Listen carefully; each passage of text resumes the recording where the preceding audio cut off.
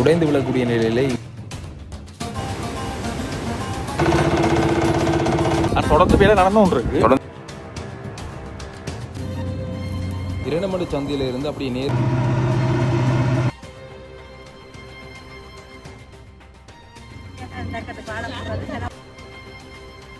பாலம் உடைந்திருப்பது தெரியாமல் பலர்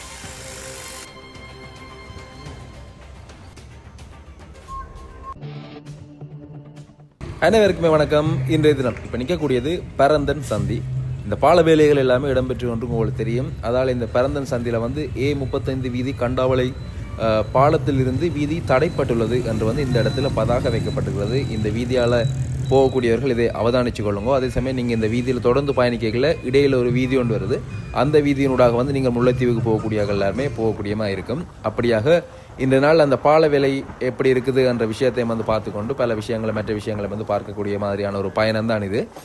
வேறு அலுவலாக இந்த இடத்துல வந்தது. இங்கே நீங்கள் பார்க்கக்கூடிய மாதிரி இருக்கும். செல்லக்கூடிய மற்ற இடங்களில் இருக்கக்கூடிய பாதைகளை கூட புனர் நிர்மாணம் செய்யக்கூடிய அந்த வேலைகள் இந்த இடத்துல இடம்பெற்று கொண்டிருக்குது. ஒவ்வொரு பாலமாக இந்த அனர்த்தத்தின் போது சேதமடைந்திருந்தது. அவற்றை பார்த்து கொஞ்சமாக இப்பொழுது திருத்த பணிகளை செய்து கொண்டிருக்கிறார்கள். அப்படியாக இந்த பிரதானமான பாலம் இந்திய இராணுவத்தினுடைய துணையோடு செய்யப்படக்கூடிய அந்த பாலம் அமையக்கூடிய பகுதி இந்த பகுதி தான்.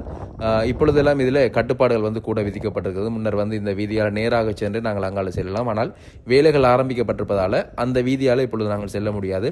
அருகிலே ஒரு வீதி ஒன்று இருக்குது.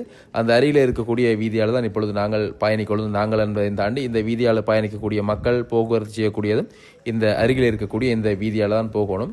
இன்னமும் பார்த்தீங்கன்னா அந்த பாலத்துக்குரிய வேலைப்பாடுகள் ஆரம்பிக்கவில்லை என்றுதான் பார்க்கக்கூடியமாக இருக்குது. தொடர்ந்து நாங்கள் பார்க்கலாம் எப்படி இருக்குண்டு.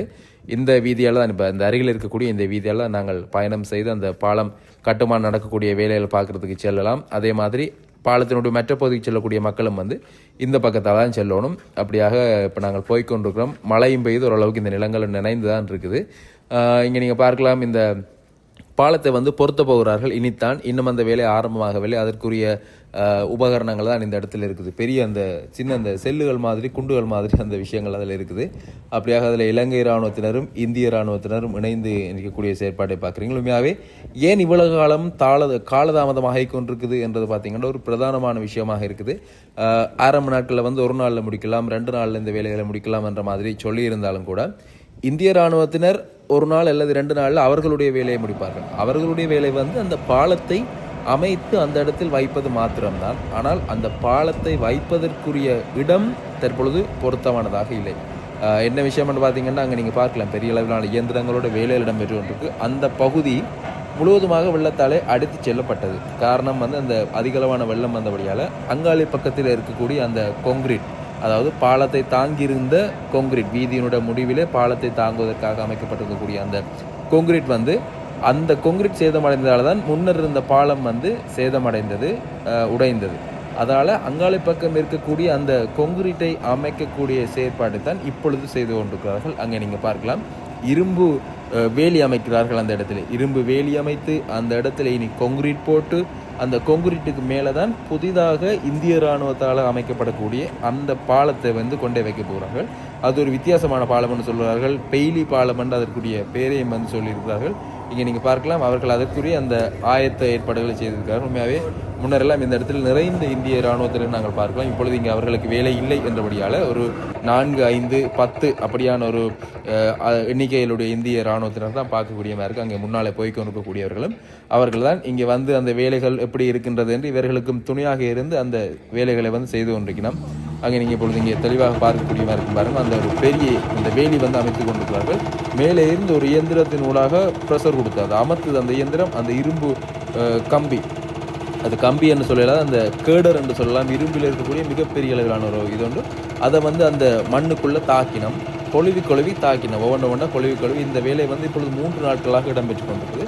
அதை கொழுவி தாட்டிட்டு அதுக்கு நடுவில் தான் பார்த்தீங்கன்னா சீமெண்ட் போட்டு கொங்கிரீட் போட்டு சீமெண்ட் போட்டு அந்த இடத்தை வலுப்படுத்தி அதன் பின்னர் தான் அந்த பாலத்தினுடைய புதிய பாலம் அந்த பகுதியை கொண்டு வைக்கப்படும். அதன் பின்னர் போக்குவரத்து சீர் செய்யப்படும் என்று சொல்லப்படுகின்றது. அதனால தான் இவ்வளவு காலமாக காலதாமதமாக கொண்டிருக்குது. ஒவ்வொரு கதைகளை சொல்கிறார்கள். குறிப்பாக எங்களுடைய இந்த யூடியூப் வலைத்தளத்திலூட இடைநிறுத்தப்பட்ட பால வேலைகள் அப்படி இப்படி என்று பல விஷயங்கள் சம்பவங்கள் வந்து தலைப்புகளாக வந்து கொண்டிருக்குது. ஆனாலும் அதல்ல விஷயம். பிரதானமான விஷயம் வந்து இங்கே இருக்கக்கூடிய இந்த பாலத்துக்குரிய மற்ற பகுதிக்கு கொங்கிரீட் போட்டு அதை வந்து வலுப்படுத்தி அதன் பின்னர் பாலம் அமைப்பது தான் இங்கே இது காலதாமத்துக்குரிய காரணம். உண்மையாகவே நாங்கள் இந்திய இராணுவத்தினரையும் குறை சொல்ல முடியாது, இலங்கை இராணுவத்தினரும் குறை செய்ய முடியாது. இந்த வேலைகளை செய்து கொண்டிருக்கக்கூடிய ஆர்டிஏ அவர்களையும் வந்து நாங்கள் குறை சொல்ல முடியாது. இந்த வீதி அதிகார சபை அமைப்பையும் வந்து நாங்கள் குறை சொல்ல முடியாது. காரணம் என்னென்னு பார்த்தீங்கன்னா, இங்கே இடம்பெற்ற இந்த அனர்த்தம் அதை விட அவர்களுடைய வேலைகளை வந்து செய்து கொண்டே தான் இருக்கிறார்கள். இதுதான் பழைய பாலம் கலட்டி இருக்கக்கூடிய அந்த பகுதி. இங்குதான் பழைய பாலத்தினுடைய அந்த பகுதிகள். உண்மையாகவே பழைய பாலமும் புதிதாகத்தான் இருக்கின்றது. காரணம் பார்த்தீங்கன்னா, பழைய பாலத்தில் பெரிய அளவிலான சிதைவுகள் இல்லை. அதே மாதிரி இந்த அருகில் இருக்கக்கூடிய வயல் பகுதி, இங்கே நீங்கள் பார்க்கலாம், இந்த வயல் பகுதிகள் இப்பொழுது ஒரு பாலைவன பகுதி மாதிரி இருக்குது. அவ்வளவுத்திற்கு இந்த வெள்ளம் கொண்டு வந்து நிரப்பி இருக்கக்கூடிய மணல்கள் குவியலாக ஒவ்வொரு வயலுக்குள்ளையும் மணல்கள் இருக்குது. அடுத்த போகத்துக்கு இதுக்கு நெல் விதைக்கிறது என்றாலும் இந்த மணல்கள் எல்லாமே அப்புறப்படுத்தி நிறைய வேலை இருக்குது இதுக்கு இருக்கக்கூடிய விவசாயிகளுக்கு. ஆனால் இதுக்குரிய ஏற்பாடுகளை அரசாங்கம் முடிந்த அளவில் செய்து கொடுக்கும் என்று நான் நினைக்கிறேன். செய்து கொடுக்க வேண்டும். அங்கே நீங்கள் பார்க்கலாம், பாருங்கள், அங்கே தூரம் வரையும் இருக்குது. இப்படி நிறைந்த பகுதிகளில் இப்படி இந்த மணல்கள் நிறைந்திருக்கு. தண்ணி ஓடி வந்த வேகத்துக்கு மணல்களையும் அரித்து கொண்டு வந்து அப்படியே இந்த வயல்களுக்குள்ள வந்து விட்டு சென்றிருக்குது. நிறைந்த மண்கள் வந்து மற்ற இடங்களுக்கும் சென்றுட்டுது. அப்படியாக இங்கே நடக்கக்கூடிய இந்த வேலைகளுக்கும் கான்கிரீட் வேலைகளுக்கும் அங்கே இருந்து மணல் எடுத்து இங்கே போட்டு வச்சிருக்கணும். பாருங்கள், அந்த கிரெயினோட உதவியினூடாக அங்கே இருந்து இந்த பெக்கோவினோட உதவியினூடாக மண்ணை எடுத்து போட்டு வச்சிருக்கலாம். வேலைகள் வந்து எந்த விதமான தடை இல்லாமல் இடம்பெற்று கொண்டிருக்கு. தாமதம் இருக்குதான், ஆனால் தடை இல்லாமல் இடம்பெற்று கொண்டிருக்கு. தொடர்ச்சியாக இரவு பகலாக வேலை செய்து கொண்டிருக்கிறோம். இங்கே மட்டுமில்லை, இலங்கையின் பல பாகங்களையும் பல பாலங்கள் இப்படியாக உடைந்திருக்குது. அதால் எல்லாருமே களத்தில் இருந்து வேலை செய்து கொண்டிருக்கிறோம். ஆனால் மக்களுடைய இயல்பு வாழ்க்கை முற்றிலுமாக பாதித்திருக்கு இதால் பயணத்தை மேற்கொள்ளக்கூடிய மக்களுக்கு. அங்கே நீங்கள் பார்க்கலாம், அந்த அம்மாமார், வயது போனவர்கள், தாத்தா பாட்டி எல்லாருமே இந்த இடத்தால் நடந்து வந்து மற்ற இடத்துக்கு போய் அங்கே பரந்தன் சந்திக்கு போகிறதுக்கு இங்கே இருந்து பஸ் இல்லை. இதிலிருந்து வேறு ஒரு வாகனத்தினூடாக அங்கால பரந்தன் சந்திக்கு சென்று அங்கே இருந்து அவர்களுடைய போக்குவரத்து செய்யக்கூடிய நிலை எல்லாமே இருக்குது.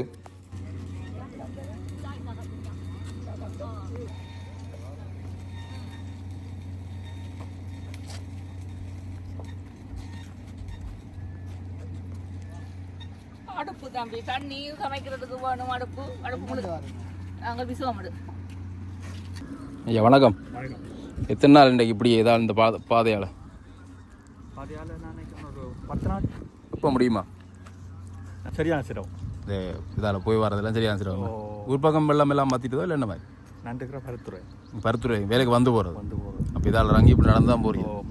இதுதான் இப்போ 10 நாள் கடைஞ்சிடும். அது அவங்களும் வேலை செய்கிறதுக்கு ஏதோ சிரமங்கள் வந்து கொண்டு இருக்கு போல இருக்கேன். ஆமாம். தொடர்ந்து வேலை நடந்து கொண்டு. சரி, நன்றி. சரி, என்ன போட்டு அதில் போட்டு விட்டுறாரு.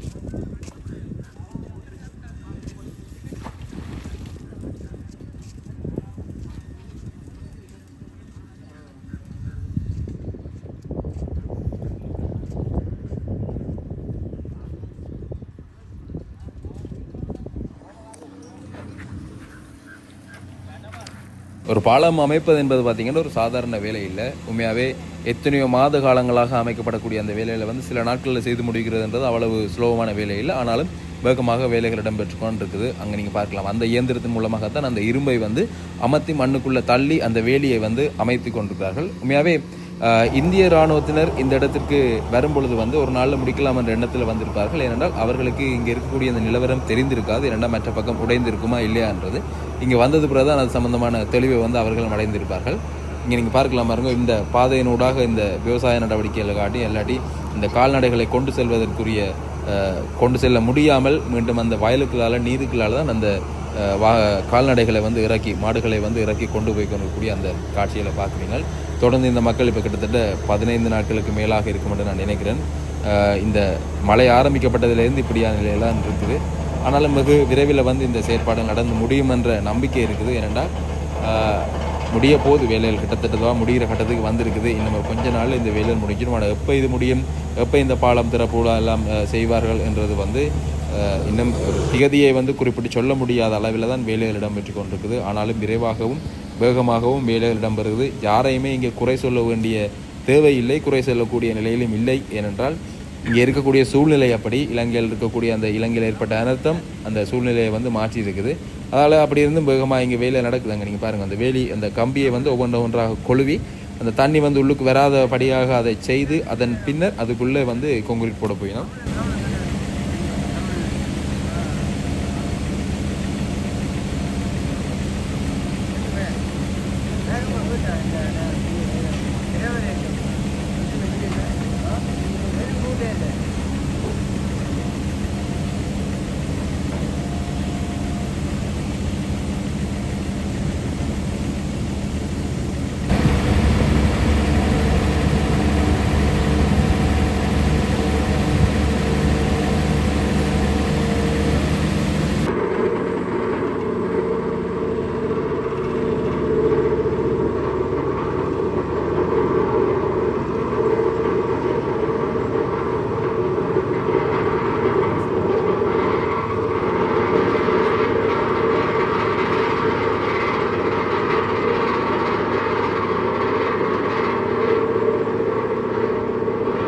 எது எப்படியாக இருந்தாலும் மக்கள் வந்து அதிகமான சிரமத்துக்குள்ளாக இருக்கணும். இந்த இடத்துல போக்குவரத்து செய்யக்கூடிய ஊழியர்கள், அரசாங்க உத்தியோகத்தர்கள், மற்ற வேலைக்கு செல்லக்கூடியவர்கள் எல்லாமே மிகுந்த சிரமத்தின் மத்தியில் இப்போ 2 பஸ் எடுத்து போகக்கூடிய நிலைமை, பஸ் இல்லாமல் வாகனத்தை கொண்டு வந்து இங்கால விட்டுட்டு திருப்ப இங்கால வந்து இன்னொரு பஸ்ஸில் ஏறி போகக்கூடிய நிலைமை அப்படியாக இருக்குது. இது நீண்ட நாட்களுக்கு இல்லை இந்த நிலைமை. இது யாரும் எதிர்பார்த்து காத்திருந்த விஷயமும் அல்ல. இயற்கையானதால் ஏற்பட்ட அந்த இழப்பு அது வந்து சீர் செய்யப்பட்டு கொண்டிருக்கின்றது. இப்பொழுது நாங்கள் செல்லக்கூடியது வந்து கிளிநொச்சி. அங்கே வந்து பரந்தனில் வந்து அந்த வேலைகளை பார்த்துருந்தோம். தொடர்ந்து நாங்கள் இங்கால கிளிநொச்சிக்கு போய் கொண்டிருக்கின்றோம். கிளிநொச்சியிலும் ஒரு சில வேலைகள் இருக்குது. இந்த இடத்துக்கு வந்த இடத்துல வந்து சில விஷயங்களை வந்து இந்த இடத்துல உங்களுக்கு காட்சிப்படுத்தி கொண்டு போகிறேன். கிளிநொச்சி பிரதானமான நகரம், வடமாகாணத்தில் இருக்கக்கூடிய ஒரு மிகப்பெரிய நகரம் என்று கூட சொல்லலாம். அவ்வளவுக்கு அழகாகவும் சிறப்பாகவும் பல கடைகளை கொண்டதாகவும் அமைந்திருக்கக்கூடியது இந்த கிளிநொச்சி நகரம். இங்கே நீங்கள் பார்க்கலாம், இங்கேயும் கிளிநொச்சி நகரத்திலேயும் ஒரு பௌத்த விகாரம் இருக்குது. இது எப்போ தோற்றம் பெற்றதுன்றதெல்லாம் எனக்கு தெரியாது. ஆனால் இந்த இடத்தால் போகும்பொழுது அவற்றை பார்த்து கொண்டு போவது வளமை. ஒரு செழிப்பான நகரமாக இருக்குது கிளிநொச்சி. முன்னைய காலத்திலும் அப்படித்தான் கிளிநொச்சி, அந்த காலத்தில் அவர்களுடைய காலத்திலும் அப்படித்தான், இப்போவும் அப்படியாக செழிப்பாக தான் இருக்குது. கிளிநொச்சி கந்தசுவாமி கோயிலினுடைய கம்பீரமான அந்த ராஜகோபுரத்தை நீங்கள் பார்க்கலாம். செழிப்பாக காட்சி தரக்கூடிய அந்த ராஜகோபுரம். காலநிலையை பொறுத்தவரையில் பார்த்தீங்கன்னா ஒரு மழையுடன் கூடியதான குளிர் காலநிலை தான் இருக்குது. அப்படியாக இப்பொழுது நாங்கள் இங்கால வந்துட்டோம். இரணமடு சந்தி. இரணமடு சந்தியிலேருந்து நாங்கள் இரணமடு குளம் எப்படி இருக்குது, அந்த இடத்துல இரணமடுவில் இந்த வான் பாயக்கூடிய விஷயங்கள்லாம் எப்படி இருக்குன்றது தான் அந்த இடத்துக்கு போயிருக்க பார்த்துக்கொண்டு திருப்ப மீளவும் வந்து இங்கால வருவோம். இந்த இரணமடு சந்தியால் திருப்பி கொண்டு போகும் பொழுது வந்து நீங்கள் பார்க்கக்கூடிய மாதிரி இருக்கும். இந்த இடத்துல ஒரு மிகப்பெரிய அளவிலான இராணுவ முகாம், அதாவது ஒரு தலைமை அலுவலகமே இங்கே இருக்குது. இலங்கை இராணுவம் தலைமையகம், 1வது படையினுடைய தலைமையகம் இந்த பகுதியில் இருக்குது, இங்காலி பக்கம் முழுவதுமே.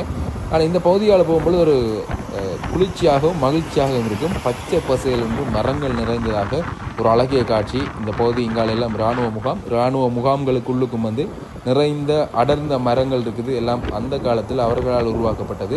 இங்கே நீங்கள் பார்க்கலாம் பாருங்கள், வீதியின் இருமரங்கிலும் அப்படியே தொடர்ச்சியாக மரங்கள், அழகிய பச்சை பசையிலேருந்து இப்போ மழையும் பெய்து ஒரு குளிர்ச்சியான அந்த காட்சியை வந்து பார்க்கக்கூடிய மாதிரி இருக்குது இந்த பகுதியில். குறிப்பாக யாழ்ப்பாணத்தை விட நாங்கள் இந்த கிளிநொச்சி வீதிகள், இங்காலி பக்கம் கூடி இருக்கக்கூடிய இந்த வீதிகளுக்குள்ளே போகும்பொழுது வந்து இப்படியான பச்சை பசையிலான காட்சிகளை வந்து பார்க்கக்கூடிய மாதிரி இருக்கும். அவர்களுடைய காலத்திலே உருவாக்கப்பட்டிருக்கக்கூடிய அந்த மரங்கள் செழிப்பாகவும் காட்சி தந்து கொண்டு தான் இருக்குது இப்போவும்.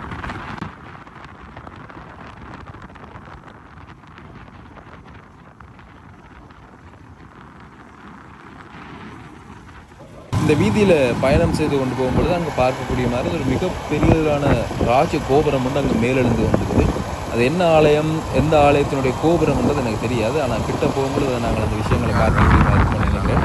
கிட்ட போய் பார்க்கலாம். இங்கே பாருங்கள், இராணுவ முகாமுக்குள்ளே முழுவதும் வந்து மாமரங்கள் வைக்கப்பட்டிருக்கு தொடர்ச்சியாக. அதே மாதிரி இங்கால பகுதிகளில் வந்து இந்த அவர்களுடைய அந்த ஆயுதங்கள் எல்லாமே காட்சிப்படுத்தப்பட்டிருக்கிறது. அப்படியாக அந்த கோபுரம் வந்து வர்ணம் தட்டி கொண்டிருக்கணும். அருகில் போய் பார்க்கலாம் அது என்ன கோபுரம், எந்த ஆலயத்தினுடைய ராஜ கோபுரம் என்ற விஷயத்தை வந்து போய் பார்க்கலாம். மிகுந்த பகுதி, அதிகளவான பகுதிகள் வந்து இராணுவ கட்டுப்பாடுகள் இப்போவும் இருக்குது. அந்த இங்கே பக்கத்தில் வந்து நெட்டுகள் அடிக்கப்பட்டிருக்கக்கூடிய அந்த விலைக்கம்பிகள் அடிக்கப்பட்டிருக்கக்கூடிய பகுதிகள் வந்து இராணுவத்தின் கட்டுப்பாடு. இந்த ஆலயம்தான். இந்த ஆலயத்துக்குள்ளே தான் பார்த்தீங்கன்னா நாங்கள் தூர வரும்பொழுது உங்களுக்கு காண்பித்திருக்கக்கூடிய அந்த ராஜகோபுரம் அங்கே நீங்கள் பார்க்கலாம். அருகில் வந்த பிறகு பார்க்குறோம். வேலைகள் இடம்பெற்று கொண்டிருக்குது. வெகு விரைவில் எங்கள் கும்பாபிஷேகம் நடக்கும்னு நினைக்கிறேன். கும்பாபிஷேகம் நடக்கும்பொழுது நாங்கள் வந்து அதை பதிவு செய்வோம். இப்பொழுது இங்கே பார்க்கலாம், இங்கே பாருங்கள் ஆலயத்தினுடைய பிரம்மாண்டமான அந்த ராஜகோபுரம். அதை விட இங்கே வேலைப்பாடுகள் எல்லாமே சிறப்பாக இடம்பெற்று கொண்டிருக்குது. அம்மன் ஆலயம் போன்ற தோற்றம் இருக்குது. எந்த ஆலயம் என்பது தொடர்பாக நாங்கள் அங்கால போய் யார்கிட்டையும் கேட்டுட்டு நான் உங்களுக்கு இந்த தகவலை சொல்கிறேன். இங்கே இந்த வியாழ வரி வரை, இந்த ராஜகோபுரத்தினுடைய வியாழ வரி வரை கருங்கல்லாலே கட்டப்பட்டிருக்கு. வியாழ வரி என்றால் அந்த குறிப்பிட்ட அளவிலான அந்த உயரம், அந்த மட்டம் வரை அங்கே நீங்கள் பார்க்கலாம். அதுவரை கருங்கல்லால் கட்டப்பட்டு மேலே வந்து சீமந்து தூண்களாலையும் சீமந்து கல்களாலையும் கட்டப்பட்டு கொண்டிருக்குது.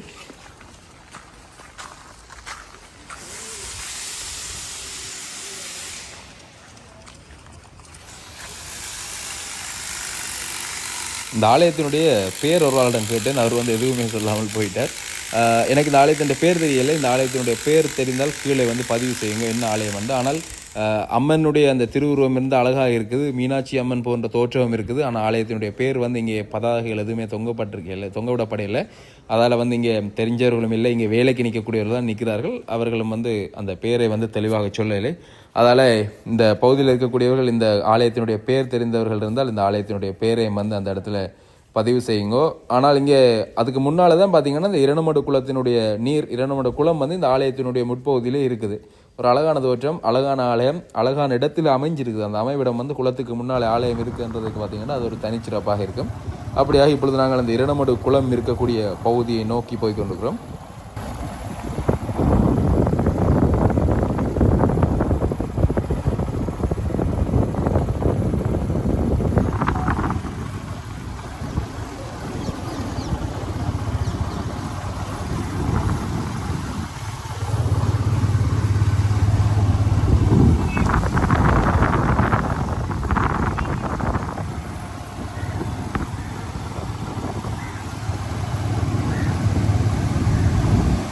இரணுமடு குளத்தினுடைய இந்த வான்பாயிர காட்சி பார்க்க மிக அழகாக இருக்கும். இப்பொழுது அங்காளி பக்கம் பூட்டப்பட்டிருக்குது. இங்காளி சைட்டில் இருக்கக்கூடிய இந்த வான் கதவுகள் தான் ஓரளவுக்கு திறந்து விடப்பட்டிருக்கிறது நீங்கள் பார்க்கக்கூடியதாக இருக்கும். ஆனால் அந்த குளத்தினுடைய மட்டம் வந்து இப்பொழுது அங்கே மட்டமாக தான் இருக்கிறது. ஆனாலும் நீர்வரத்து அதிகமாக வந்து கொண்டிருக்கிறபடியால் வந்து திறந்து விடப்பட்டிருக்கிறதா பார்க்கக்கூடியமாக இருக்குது.